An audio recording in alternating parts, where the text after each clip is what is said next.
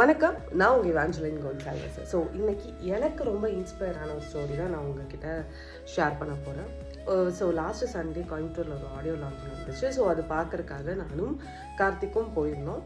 அங்கே ஒருத்தங்க பேசின ஒரு விஷயம் அடடா மீடியாவில் இப்படியுமா இருக்கும் அப்படிங்கிற அளவுக்கு சிந்திக்க வச்சுச்சு.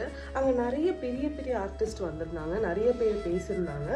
பட் இவர் பேசினது மட்டும்தான் மனசில் ஒரு மாதிரி ஆணியை வச்சு குத்தி இறக்குற அளவுக்கு ரொம்ப பவர்ஃபுல்லான வேர்ட்ஸ் அவர் பேசினார். ஸோ அது யாருங்கிறத நான் ஸ்டோரிக்கு கடைசியில் நான் உங்ககிட்ட சொல்கிறேன். அவரோட ஸ்டோரி என்னவாக இருந்துச்சு அப்படின்னா, அவர் ட்ரிங்க் அடிக்ட். ஸோ சின்ன வயசுலேருந்து குடிக்கிற பழக்கம் இருக்குது. ஸோ ட்ரிங்க் அடிக்ட்டு அவர் ஒரு கட்டத்துக்கு மேலே அவங்க அம்மா கிட்ட ஃபேமிலி கிட்ட எல்லாம் சொல்லி, இதுக்கப்புறம் இங்கே இருந்தால் சரியாகாது, நானே போய் ஏதாச்சும் ஹாஸ்பிட்டலில் சேர்ந்து அங்கே நான் உட்காந்துக்கிறேன், இதுக்கு மேலே இங்கே இருந்தால், ஏன்னா நான் குடி விடணும்னு நினைக்கிறேன், பட் என்னால் விட முடியல. ஈவினிங்காக இருந்தாலும் குடிக்கிறதுக்கு ட்ரை பண்ணிகிட்டு இருந்தேன். இதுக்கப்புறம் இப்படி இருந்தால் நான் ஏதாச்சும் பைத்தியம் ஆயிடுவேன், இதுக்கப்புறம் எனக்கு ஒர்க்கு ஃபிலிம் எதுவுமே வேண்டாம், நான் பாட்டுக்கு போகிறேன்னு சொல்லிட்டு ஏதோ ஒரு ஊரில் போயிட்டு அங்கே அந்த ஹாஸ்பிட்டலில் ஸ்டே பண்ணி அவருக்கு குவாரண்டைன் பண்ணி அவரே ரெடியாக்கி, அவர் ஒன்ஸ் ரெடி ஆனதுக்கப்புறம் சரி நான் இனி இங்கே வரவங்களுக்கு ஹெல்ப் பண்ணி அவங்கள பழக்கத்துலேருந்து விடுவிக்க ட்ரை பண்ணுறேன் அப்படின்னு சொல்லி அதே இடத்துல ஸ்டே பண்ணியிருக்காரு.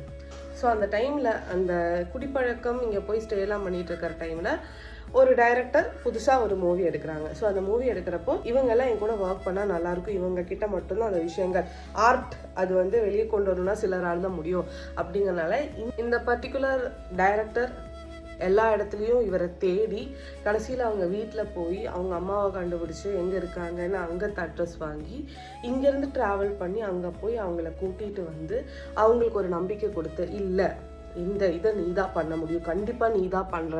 அப்போ அந்த லைக் ஆல்கஹால் அடிக்டாரர், இல்லை எப்படி நான் இத்தனை வருஷம் முடித்து இப்போ தான் நான் வெளியே வரேன், திரும்ப நான் செட்டுக்குள்ளே வந்தாலும் குடிக்க மாட்டேன், இல்லைனால பண்ண முடியுங்கிற நம்பிக்கை எனக்கே இல்லை அப்படின்னு சொல்கிறப்ப இந்த டைரக்டர் சொல்கிறேன், நான் உன்னை நம்புகிறேன், நான் உன்னை 100% நம்புகிறேன், நீ வா அப்படின்னு சொல்லி அங்கேருந்து அவரை கொண்டு உட்கார வச்சு அவர் எழுதின வழிகள் தான் 96 கரை வந்த பிறகே.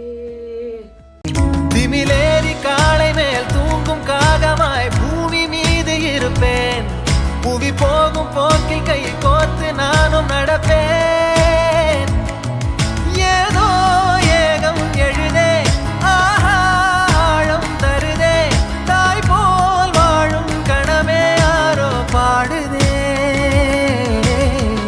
ஆரோ ஆரிராரிரோ.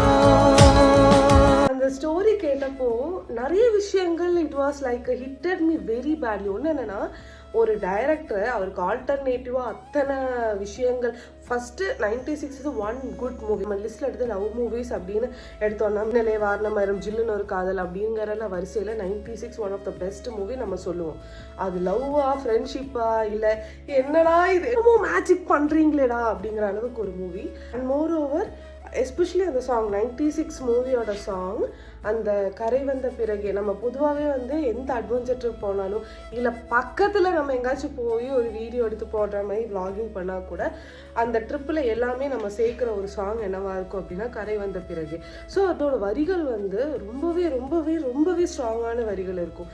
ஆனால் இப்படி ஒரு சிச்சுவேஷன்லேருந்து ஒருத்தங்க தான் இந்த சாங் எழுதினாரு, அவர் தான் அந்த ஹிட்டு கொடுத்தாரு அப்படின்னு யாராலையும் நம்ப முடியல.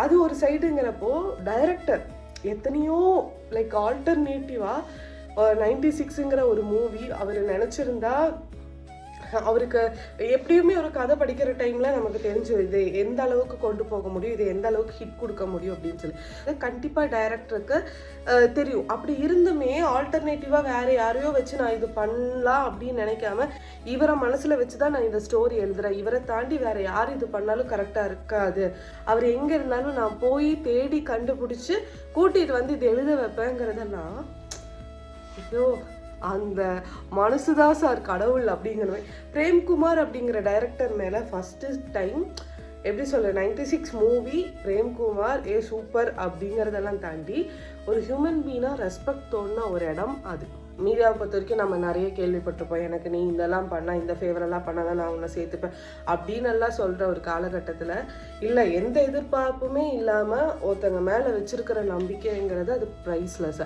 ஸோ இந்த பியூட்டிஃபுல்லான வரிகள் எழுதினவர் யார் அப்படின்னு பார்த்தீங்கன்னா கார்த்திக் நேதா. நம்ம இத்தனை நேரம் கேட்ட ஸ்டோரி வந்துட்டு கார்த்திக் நேதாவோட ஸ்டோரி.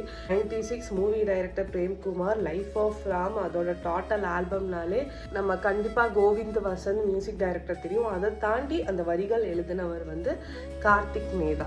ஸோ நீங்கள் வந்து இந்த ஜெனரேஷனுக்கு பெரிய ஒரு மோட்டிவேஷன் கார்த்திக் நேதா.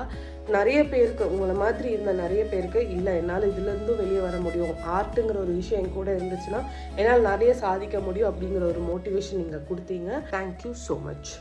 இரு காலின் இடையிலே உரசும் பூனையாய் வாழ்க்கை போதும் அழடா, எதிர்காணும் யாவுமே தீண்ட தூண்டும் அழகா.